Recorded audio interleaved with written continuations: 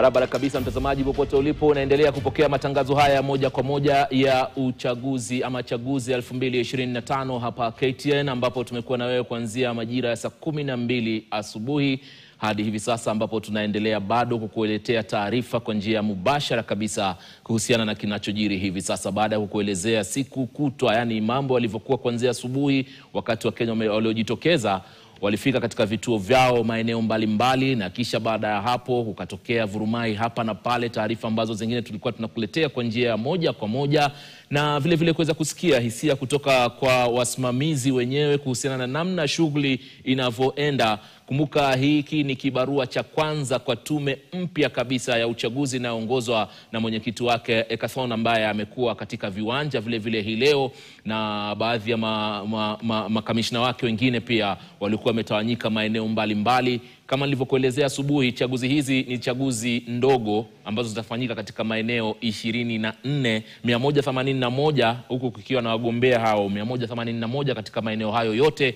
kumaanisha kwamba kulikuwa na watu ambao wanashiriki katika zoezi hili. Yani haki ya mwananchi imepewa fursa hii leo kushiriki katika zoezi hili la upigaji kura. Kuna baadhi ya watu ambao walijitokeza, kuna baadhi ya watu ambao kujitokeza. Asubuhi tukiongea na baadhi ya wanahabari wenzangu ni kwamba idadi kubwa ya watu ambao walitokea, kwa mfano sehemu ya Magarini, kaunti ya Kilifi, pia tukaelezewa katika maeneo ya Mbeere pale na katika eneo la Kasipul kama sijakosea, pia idadi kubwa ya watu walijitokeza ni wazee na kina mama. Katika jinsia hatujajua ni nani na nani ambao walioingia, lakini zaidi tu ni kuweza pia kunakili kwamba vijana kwa bahati mbaya sio wengi ambao waliojitokeza. Tatizo liko wapi? Hayo ni baadhi ya mambo ambayo tutakaojadili hivi sasa. Pia tukiangazia matokeo ambayo yanaendelea kuhesabiwa hivi sasa. Kumbuka kuanzia saa 11 vituo vilifunga shughuli zake baada ya kufunguliwa kulingana na ratiba. Mwendo wa saa 12 asubuhi, saa 11 jioni hii vilisimamisha shughuli zake, kumaanisha kura ilisimama. Shughuli itakayofuata hivi sasa ama inayoendelea kwa sasa mtazamaji ni hesabu ya zile kura. Hesabu ambayo picha tulikuletea pale kwa njia moja kwa moja, ukaona mwenye maeneo ya Mbeere North kule shughuli ambayo inaendelea, na vile vile katika maeneo ya Kasipul tumepata pia picha kutoka maeneo ya Malava, sehemu ambazo bila shaka mwendo wa saa 1 tutakuwa ni wenye kuwasiliana na baadhi wanahabari wenzangu watuarifu na kilichojiri kutoka maeneo yale. Kama nilivyokuelezea, ni shughuli ya hesabu ya kura, uhakiki wa karatasi moja hadi nyingine, kama unavyoona hapo katika mojawapo ya kituo kilichoko Mbeere kule ya kaskazini. Waangalizi kutoka pande zote hapa, tukizungumzia wa vyama ambavyo vinahusika pamoja na wagombea wengine ambao wako hapo, na hata pia waangalizi kutoka mashirika mengine ambayo sio ya kiserikali ambao walihusisha katika mchakato wote wa upigaji kura. Shughuli ndio inayoendelea hivi sasa kuhesabu kura hizo. Kwanza ni kuzihakiki na kuhakikisha kwamba karatasi zenyewe ni karatasi halisi ambazo zilizotumika kulingana na namba ambayo imewekwa, muhuri ambao ni sharti uwepo katika kila karatasi ya kura. Karatasi ambayo haina kura kulingana na kanuni za tume huwa inahesabiwa kwamba imeharibika. Ndio maana unaona jamaa pale anaitoa, anaonyesha upande zote, kutoka kwa msimamizi wa kura, kutoka waangalizi, kutoka kwa wale waangalizi wa vyama, na hata waangalizi kutoka mashirika mbalimbali. Kama unavyoona hapo, hiyo ni shughuli ya uhakiki wa kura moja baada ya nyingine, ili kuhakikisha kwamba ni kura ambazo ni za halali. Hii ndio shughuli inayoendelea mtazamaji katika vituo vyote, lakini hapa studio tutakuwa tunaangazia haya, tukikuletea picha kutoka maeneo mbalimbali moja kwa moja ya shughuli yenyewe inayoendelea. Alafu kumbuka mwendo wa saa 1 pia tutakuwa ni wenye kuwasiliana na baadhi ya wanahabari wenzangu ambao wako maeneo yale. Mbeere North tunaye mwanahabari Clement Masombo ambaye anawakilisha sehemu ile ya mlima. Alafu katika maeneo ya Kilifi pale Magarini tutakuwa naye mwanahabari mwenzangu Tobias Chanje ambaye anawakilisha ukanda wa pwani ya Kenya. Katika maeneo ya Nyanza kule tutakuwa na kina Bramwell ambaye yuko maeneo ya Kasipul pale. Unguja tutakuwa na Daniel Kariuki ambaye yuko maeneo yale, na vile vile katika sehemu ambayo ilikuwa na utata nyakati za asubuhi ama kuanzia jana usiku, sehemu ya Malava pale tutakuwa naye mwanahabari ambaye ni Jeff Kirui. Hivyo basi tuje hapa studio sasa tuangazie siku ilikuwaje na wageni wangu hapa siku hii ya leo, ambao tutakuwa jioni hii tunaandamana nao pamoja katika kuangazia namna ambavyo shughuli hii ilivyoenda. Kama nilivyokuelezea, hii ni shughuli ama kibarua cha kwanza kwa tume mpya ya IEBC, ambayo pia tutasema tunaishukuru, wameweza kuleta mawasiliano kwa karibu sana na wanahabari kuelezea kinachojiri katika shughuli yote. Kuna taarifa pia hapa nitakusomea kuhusiana na matukio ya jioni ambayo nimetumiwa hivi sasa kutoka kwa mmoja wa wasimamizi wa masuala ya mawasiliano katika tume ya IEBC, ambaye atatuelezea ama itatuelezea ni kipi ambacho kinachojiri. Lakini kwanza kabisa turudi hapa studio, ninaye Josephat Kamanya. Asante sana kwa kuweza kufika siku hii ya leo. Naam. Huyu tuko naye, tunatangaza sana katika mashirika yetu hapa ya Standard, yuko sana Spice FM pale nyakati za asubuhi kama mchanganuzi wa siasa. Asante sana kwa kuweza kufika. Ninaye pia Michael Were ambaye pia ni mchanganuzi na wakili. Asanteni sana kwa kuweza kufika. Baadaye kidogo tutaungana pia na mchanganuzi mwingine wa siasa ambaye tayari amewasili lakini anamaliziwa shughuli zake pale. Tutakuwa ni mwenye kujiunga naye pia tuweze kusikia pia hoja zake, hususan katika eneo la Banisa. Ni mojawapo ya maeneo ambayo uchaguzi umefanyika, na pia katika kaunti ya Garissa pia kuna wadi moja nitakusomea baadaye kulikuwa na uchaguzi. Lakini tuanze na ndugu Were, karibu sana hapa. Hii ni shughuli kibarua, nimesema tena na narudia kwamba ni kibarua cha kwanza kwa tume mpya ambayo inasimamia masuala ya uchaguzi. Labda kwa tathmini yako, yani shughuli ilivyokwenda kuanzia mwendo wa saa 12 asubuhi hadi sasa ilikuwaje? Bwana Ali, kwanza ningependa kushukuru kwa kutualika hapa. Kwa maoni yangu mimi naona kwamba tume ya uchaguzi haijafanya kazi ambayo imekuwa ni sawa kabisa, kwa sababu tumekuwa tunaangalia kwamba kuanzia asubuhi kufika hadi saa hizi kumekuwa na mambo mengi ambayo yamefanyika. Sana sana katika eneo bunge la Malava na eneo bunge la Kasipul Kabondo. Tumeona kwamba kumekuwa na vita, kumekuwa na watu ambao wamejeruhiwa na mambo kama hayo. Unapoangalia sheria za kupiga kura, zinasema kwamba uchaguzi lazima uwe wa haki, sawa na ukweli. Ile swali ambalo tunafaa kujiuliza kwamba zile chaguzi ambazo tumeona kwamba kumekuwa na open vita vimekuwepo, watu wanapewa hela na mambo kama hayo. Je, swali la kwanza ambalo tunafaa kujiuliza ni huo uchaguzi ni wa haki na ukweli kweli? Kutoka pale, kile kitu ambacho ningetarajia labda IEBC kufanya ni kwamba ingetoa zile press conference timeously kusema kwamba tunajua kwamba kuna chaguzi, mambo kama haya na haya yanafanyika, lakini tungependa kuhakikishia umma kwamba uchaguzi utakuwa haki na ukweli. Unapoangalia ile timu ambayo ilikuwa ya marehemu Chebukati, mambo kama haya yalikuwa yakitokea, ungeona wanaita wanahabari, wanakuja na vyombo vya habari na wanaweza kuelezea umma. Hata kwa sasa unapoangalia kuna wananchi ambao hawajui hata mwenyekiti wa IEBC ni nani. Kwa hivyo unapokuwa na yule refa ambaye katika mchezo hata uelewi refa ni nani, inakuwa ni vigumu kidogo. Na pia tunapoona kabla tujafika hapa, kuna mambo mengi ambayo yalifanyika kabla huu uchaguzi ufike. That was a point kwamba kunaenda kuwa na shida. Na lile swali ambalo tunajiuliza ni kwamba IEBC imefanya nini? Kwa sababu najua kwa hakika kwamba kuna wale wagombea ambao wamepeleka zile complaint katika IEBC, hatujaona zile complaints zikuwa address. Kwa hivyo mimi ningesema kwamba IEBC katika uchaguzi mdogo imeperform dismally and it's below average. Vyema kabisa. Kamanya, karibu sana. Upande wako labda tathmini unaionaje namna viongozi ambao ndo mara yao ya kwanza kusimamia zoezi kama hili kubwa? Naam. Tuseme siku ya leo imekuwa ni siku ya mtihani. Ili sisi kama Wakenya tuweze kuidhinisha hali yetu ya kuwa tayari katika kuendelea na uchaguzi. Sababu kumbuka tuko mbali, mwaka 2027 uko tu hapa karibu. So leo ilikuwa ni siku ya mtihani, sisi wote tujaribu kuona hali yetu ya usalama, hali yetu ya IEBC, maneno ya wapigaji kura. Haya yote inatupatia nafasi ya leo kuona ni jinsi gani watu wako tayari kuchangamka na kushiriki katika hali ya uchaguzi, kutumia njia ya haki, kufuata sheria na kanuni tulionazo. Sasa leo ndio tunapata mtihani. Huu ni wakati wa kuangalia majibu, wapi tumeenda mramba, wapi tuko sawa, watu wameshiriki vipi. Kumekuwa na mambo mengi ya hongo, sijui kushawishiwa mambo tofauti. Ndio. Sasa hayo yote ni masuala yafaa tuangalie ndio tuone kwa sasa kulingana na venye leo tumeendeleza siku ya leo, ni wapi tumepata, wapi tumenoa. Na mpigaji kura, je, amewajibika?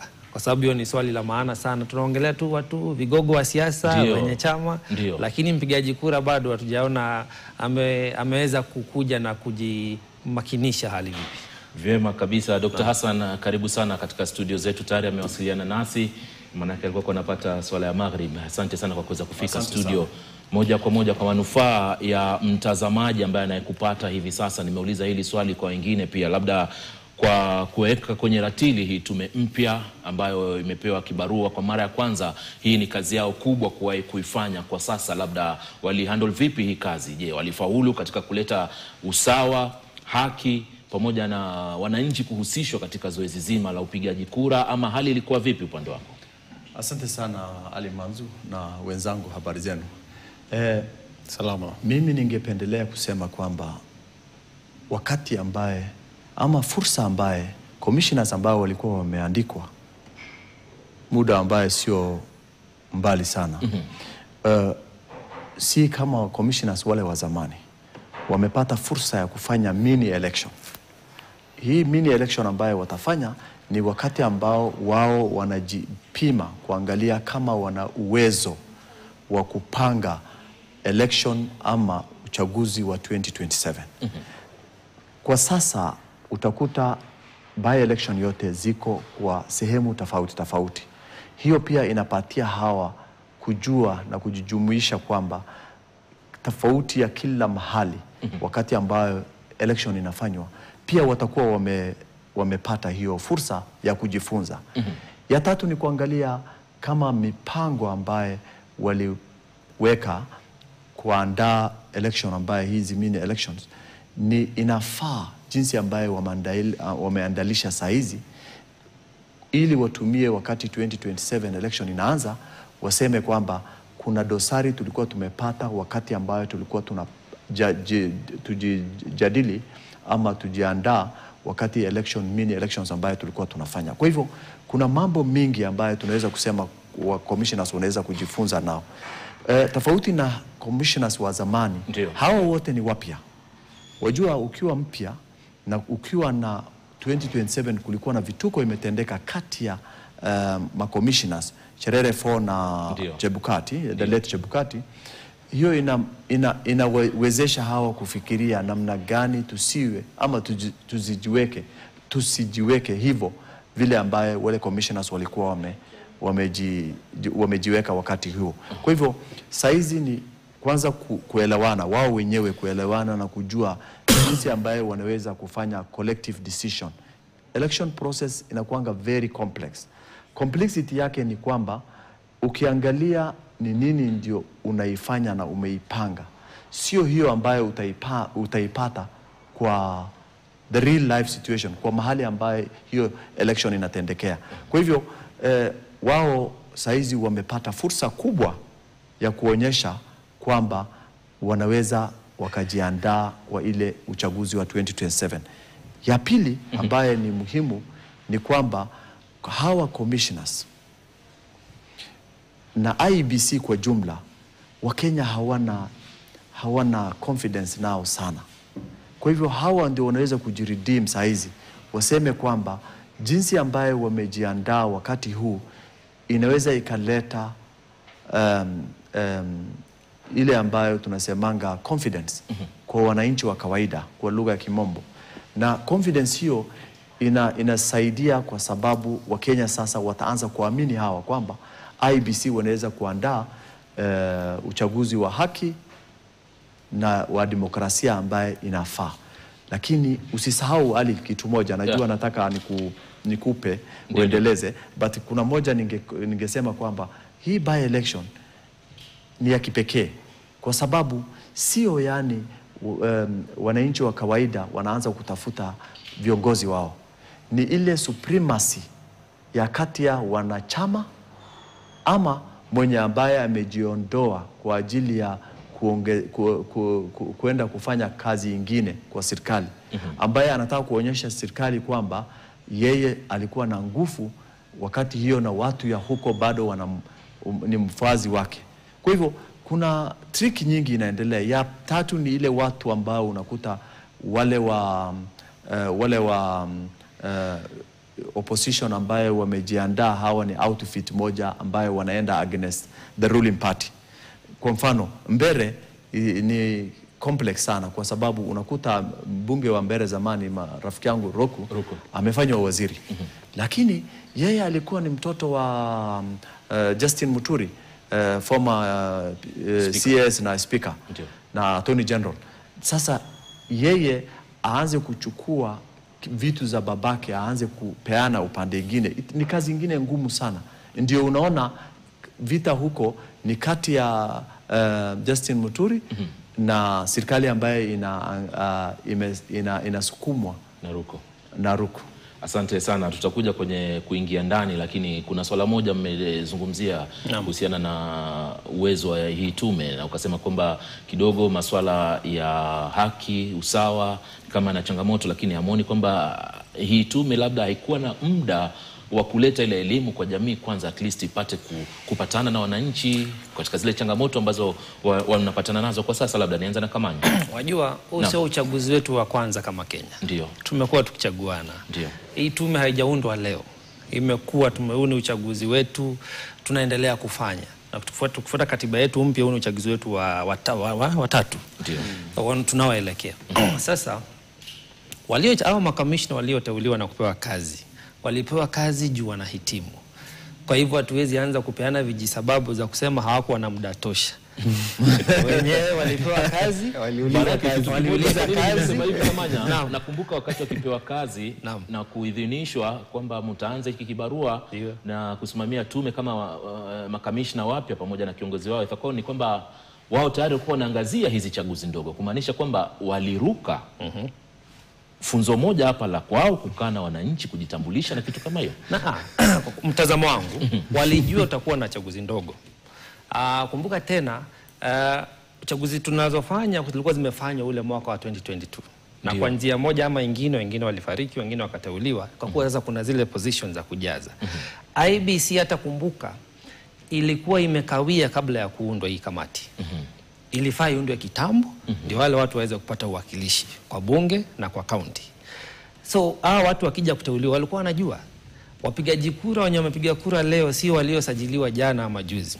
Ni wenye waliokuwa wamesajiliwa 2022. Daftari ni la 2022. Naam. Kwa hivyo hakuna kitu kigeni kimekuja hapa. Mtu mgeni ni commissioner tu aliuliza kazi, akaangaliwa, ikasemekana anaweza, akapewa kazi. Sasa wakija kutuambia ati hawako tayari, ni kumaanisha hata 2027 wanasema bado hawako tayari. Ni kumaanisha kulingana na kanuni zao hawako tayari, basi waondoke, tupewe watu wengine. Lakini kwa mtazamo wangu, kama kamati IEBC iko na sheria za kutosha. Shida yetu sio makomishna, maoni yangu. Shida yetu ni kuwa sisi wenyewe wa Kenya, makomishna wenyewe na washirika wengine, sababu kumbuka uchaguzi una involve watu wengi. Hatufuati sheria zetu tuliojipa za kupiga kura. Kwa mfano, campaign zilifungwa Jumatatu.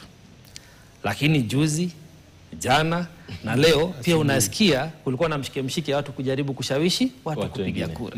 Sasa unaona anayeshawishiwa na anayejaribu kuwashawishi bado wote wanakiuka sheria.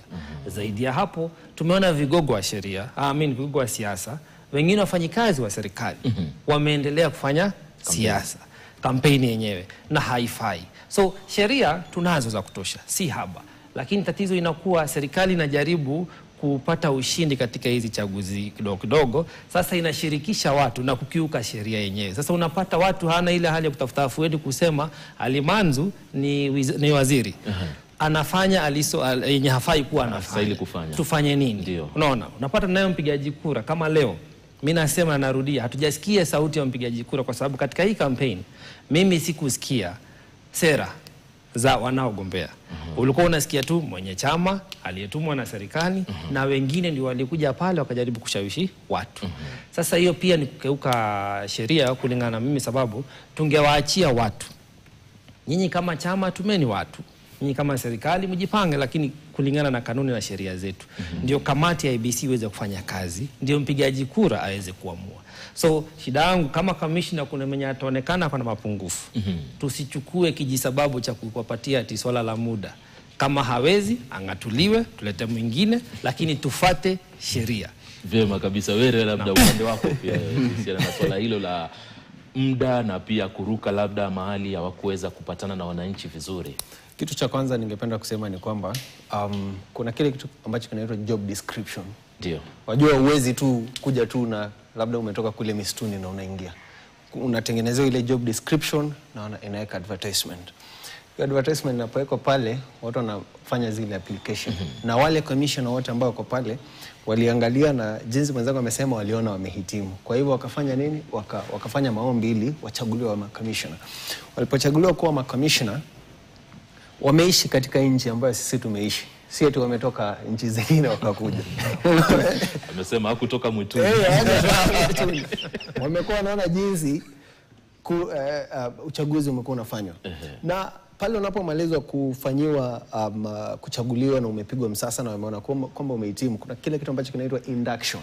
Unafanya ile induction. Tuliona walienda Mombasa kufanyia induction. Wamefunzwa jinsi ya kufanya kazi na mambo kama hayo. Kwa hivyo ni kama useme kwamba umefanya mtihani, umehitimu, umepewa kazi. Unangoja muda wa nini? Anza kufanya kazi. Kwa hivyo kile kitu ambacho mimi naona ni kwamba hii tume haiko huru jinsi ambavyo inastahili kuwa. Kwa maoni yangu mimi mwenyewe. Kwa sababu ile tume ambayo iko huru na ina haki, usawa na ukweli, haifai kuwa kwamba watu, kwa sababu watu wamekuwa wanauliza maswali, IEBC iko wapi? Mambo mengi yamefanyika. Sisi wote tumeona. Lakini hatujaona tume ya uchaguzi ikijitokeza na kuwapa yani watu ile confidence ambayo wanahitaji. Kwa hivyo kile kitu ambacho mimi ningependa kusema ni kwamba tume ya uchaguzi inafaa kujikakamua, inafaa kuonyesha wananchi kwamba wanaweza kuiamini, na kuna mambo mengi ambayo tumeona. Zile mambo ambayo inahusiana na pre-election offenses mingi sana imefanyika. Lakini hatujaona taarifa yoyote ikitolewa na tume ya uchaguzi na kulaani na kukashifu vitendo kama hivyo. Kwa sababu hayo ni mambo ambayo katika sheria tutasema matters of public notoriety. You don't need to be told by. Labda nikukatize tu, tusilaumu tume wakati ambapo kuna mambo yanaendelea, maana wanahabari tunaelezewa kunaendelea nini. Nina press release hapa imetumwa na tume mwendo wa saa 11 na dakika 50 hivi, na nimetumiwa na mmoja wa mfanyikazi wa mawasiliano, na imeandikwa, ni ndefu sana, inakatiwa saini hapa na Erastus Edung Ethacom. Na cha msingi hapa kinachozungumzwa, ametaja baadhi ya ibara sheria inavyosema nini kuhusiana na sheria ile ya uchaguzi na vitu kama hivyo, lakini hapa wanalaani vikali matukio ya ghasia ambazo ziliweza kushuhudiwa kuanzia jana usiku. Wakutaja mahali isipokuwa tu nafikiri wamekuwa wakiangalia kunaendelea nini, na pia kupitia maafisa wao wamepewa habari hizo. Na laani vikali matukio ya ghasia ambazo ziliweza kushuhudiwa, na vile vile hatua ambazo ni za ukosefu ama uvunjaji wa sheria za uchaguzi. Hapa nikizungumzia labda ile nafasi unasema ya mwananchi hajazungumza. Nafikiri hapa sasa wamejitokeza, wametaja kwamba baadhi ya mambo ambayo wameyataja sana hapa ni wahuni ambao walikuwa wanahusishwa kwenye maeneo ya vituo vya uchaguzi. Imeandikwa kwa Kiingereza, lakini kwa haraka tu ni kwamba wamejitokeza sasa kulaani. Kwa nini tuwe na ghasia wakati ambapo ni wakati wa uchaguzi? Naam. Labda niseme tu kitu kimoja. Hii taarifa ambayo imetolewa na IEBC katika lugha ya kimombo tutasema ni afterthought. Kile kitu ambacho wamefikiria baadaye. Kwa sababu haya ni mambo ambayo yamekuwa yanatendeka watu wakiyaona. Sababu kama kwa mfano tumeona sisi mwendo wa asubuhi kulikuwa na zile taarifa kwamba dereva wa mgombea mmoja wa kule Malava alipigwa kisu. Zile picha ziko kila mahali. Kwa hivyo hizi sema kwamba wakati huo tume haikuona, na hakuna kitu kinachozuia tume kutoa hata press conference baada ya kila dakika 10. Kwa sababu wananchi lazima wakae waone na wawe na imani. Unanipata? Lakini kile kitu ambacho tunaona kwamba watu wanapigana sana wakitafuta hivi vyeo, sio eti wanapigana kwa sababu wanataka kusaidia wananchi. Wanapigana kwa sababu ya their own personal self interest. Kwa nini? Unapata watu wengi ambao wako katika those selective positions wanazitumia kwa vibaya. That's why unaona tuko na ile chapter 6 katika katiba. Kuna wagombea wengi ambao utaona wana kesi nyingi sana mahakamani, lakini bado wako pale. Kwa hivyo hata mimi sitasema IEBC peke yake, pia nitalaumu wananchi, kwa sababu what you see at the ballot is a reflection of what we have as a society. Asante sana. Labda Kamanya, nitaka hoja zako kuhusiana na taarifa hii. Sasa wanajitokeza saa hizi, dakika chache zimepita, tuseme saa moja na kupeana taarifa hii. Kwa nini tuwe na ghasia wakati ambapo ni zoezi dogo sana la uchaguzi ambalo viongozi mbalimbali wametokea, wameelezea manifesto zao na kwamba wanataka kuwahudumia wananchi? Mbona tupiganie hizi? Na mwanzo hiyo ripoti yao imekuja kuchelewa.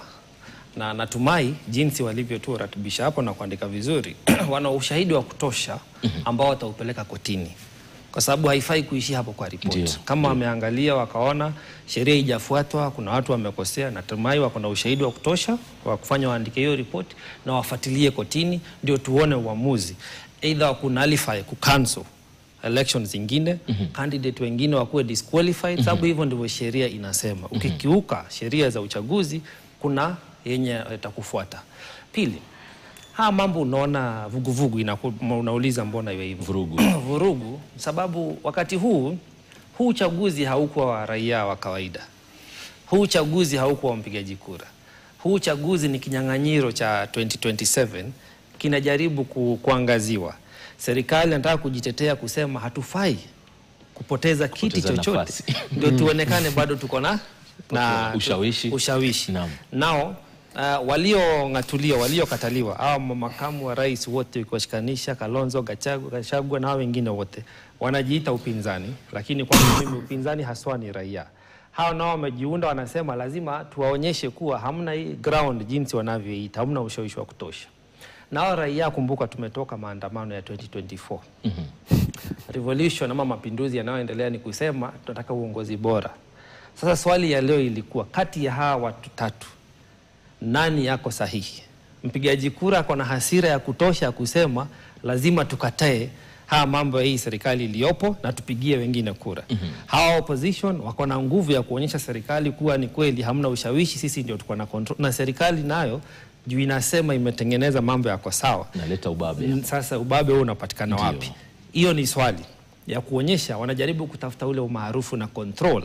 Ndio maana kuna nguvu sana na vuguvugu ama vurugu zinatokezea, sababu hii si mambo ya mpigaji kura, si mambo ya maendeleo, ni swala la 2027 linaangaziwa. Unapozungumzia kwamba vurugu hizi zinatokea, lakini kwa upande mwingine naliangazia hivi, asubuhi tumepata kushuhudia vurugu katika sehemu kama vyombo vya habari. Lakini ikapelekea kwamba kuleta hali ya hofu kwa baadhi ya wapiga kura, hawakujitokeza. Maana ilipofika mwendo wa saa 8 nikiwa hapa katika mazungumzo yangu na baadhi ya wenzangu ni kwamba watu hawajajitokeza vile inavyostahili. Bwana mmoja hapo tulimfanyia mahojiano, nakumbuka mama akipiga kura anasema unajua huku ni mashambani, watu kutoka baada ya saa 8 saa 9. Lakini baada ya kufuatilia pia bado ni kama kulikuwa na wengine wana hofu ya kutoka. Muone vurugu zinapelekea watu wasitoke. Hiyo ni sahihi kabisa. Tactic moja ama njia moja ya kufanya ile kitu tunaitanga voter suppression, kufanya watu wasije kupiga kura, ni kuzua utata. Naona na siku hizi inajulikana Kenya popote ulipo, ukisikia kuna hali tete, huenda kwa kuwa kutapigwa ututu wa risasi, watu wataumia, umwagaji wa damu, so watu wanahofia, wanaogopa. So hiyo kwa maoni yangu, mtazamo wangu, hiyo ilikuwa ni tactic moja, kwa sababu kambi hizi mbili kubwa kila mtu alikuwa anatafuta mbinu ya kuonyesha. Kutoka juzi wameanza kuuza uoga. Unaona? Propaganda. Kidogo tena ukaona sijui serikali, askari ndio hao wamemwagwa kila mahali. Na si ati tuko katika hali ya vita. Hii ni hali ya demokrasia ya uchaguzi. So ile voter suppression ndio unaona sana vijana hawajatokea kupiga kura. Hiyo ni moja. Pili, watu wameogopa jinsi unavyosema. Sababu tumeona kama mbunge wa Kaluma ameweza kuumizwa. Sasa watu wakiona vile, na ni mtu aliye na ulinzi mpaka haswa kutoka kwa serikali yenyewe, na ilikuwa inaonekana kwa runinga vizuri, watu huenda kuogopa. Asubuhi tumemwona JB Muturi akingangana na vijana. So hiyo hali tete inafanya watu kidogo waogope. Na ukumbuka kidogo uchaguzi mdogo watu wengi hawatokei. Sababu ni siku ya kazi, haijapewanwa kama holiday, na tena watu haichukuangi kwa maana sana. Na ndio unaona kwa leo asilimia sidhani tutafika asilimia 30 ya watu waliotokea kupiga kura. Vyema kabisa. Dr. Hassan, naja hapo kwanza kwa hili la vurugu. Kwa nini katika ulimwengu wa leo ambapo unakuta Wakenya wamechangamka zaidi na wanaelewa wakitaka haki yao vile watakavyoipata, lakini unakuta kuna hooliganism, kuna tuma wahuni Imetoka Nairobi sasa imeelekea maeneo ya mashinani. Kwa nini iwe hivi, na kwenye mwaka 2027 hali itakuwa vipi? Ali, kwanza ningependa kufafanua kidogo washindi wawili ambao wanaendeleza shughuli za election. Wajua, nasikia mwenzangu anasema serikali na opposition, lakini kwa election sio mambo ya serikali. Inaweza kuwa ni chama ambaye tawala na chama ambaye ziko kwa opposition, upinzani ambao wanaweza kupigana ama kuanza compete kwa ile mambo ya viti. Kwa hivyo serikali ni tofauti. Serikali ni ile polisi tunasikia wafanyakazi wa serikali ama mawaziri wale ambao wengine ambao kazi yao ni kuhakikisha kwamba tume ya uchaguzi wamesaidiwa na wakafanya kazi yao vizuri bila tatanishi yoyote. Na ukisikia kuna wahuni sasa, kitu ambaye saizi tunaiona huko mashinani, na hasa hiyo tulikuwa tunaonanga zamani hapa tu Nairobi, ni culture ambaye siku hizi inaanza kutokezea, kwa sababu wakati ambao kulikuwa na Gen Zs 2024 tulikuwa tumepata fursa, ama vijana wetu walipata fursa ya kufanya chochote wanaweza wanapendelea, na serikali wakose kufanya action yoyote, kwa sababu demokrasia yetu imeanza kufungua njia ya tatanishi ambao utakuta watu wanaweza kufanya chochote wanataka, wavunje hata sheria. Si hata kwa vijana wetu ama kwa wananchi wa kawaida, hata wenye wanafaa kuchunga ile sheria ya nchi. So, lakini sababu ambayo wewe unaona saizi kuna vita kwa hizi election hii ndogo hii, vile mwenzangu alisema, election hii sio hasa viongozi ambaye zinachaguliwa. Election hii ni kuonyeshana kwamba nani ndio ako na nguvu huko grassroots level, umaarufu ushawishi wa chama tawala na chama zingine ambayo wako wapinzani. Kwa hivyo hiyo vita inatoka, utakuta wananchi wenyewe wanaanza kuonyeshana kwamba sisi tunasaidiwa na chama tawala, na wale wengine wanasema watu wote wanaanza kuuziwa uoga na chama tawala, kwa hivyo sisi hatuwezi kubali. Kwa hivyo utakuta hii uchaguzi tusiangalie ni uchaguzi wa kuchagua viongozi. Hao viongozi watakuja bungeni, lakini ile scoring ambayo watu wanaanza kutafuta ni kwamba utaweza kunyaganya umaarufu Justin Muturi huko mbele. Ukinyaganya yeye, basi umepata umaarufu ambaye watu hawakuwa wanajua ilikuwa. Asante, tutarudi hapo baadaye, lakini naarifiwa kwamba na mwelekezi tunaelekea saa 1 kamili. Wananchi ni sharti waarifiwe na taarifa ambazo za matukio mbalimbali kando na mahojiano ambayo tuko nao. Lakini mtazamaji, tumekuandalia taarifa vile mahojiano tutakuja endelea nao. Kwenye taarifa zetu leo tutakuwa ni wenye kuangazia pia kinachoendelea katika maeneo ambayo kura zilipigwa. Kwa mfano, picha umetoka kuiona ni sehemu ya Mumbuni, iko katika wadi moja Mumbuni iliyoko katika kaunti ya Machakos hapa, ambapo pia kulikuwa na uchaguzi. Shughuli inayoendelea pale ni hesabu ya kura, na pia tutaweza kuwasiliana na baadhi ya wanahabari ambao wako maeneo hayo kutupa mbivu na mbichi ya kile kilichojiri siku ya leo. Usiende mbali, tutarudi kwenye muda usiokuwa mrefu.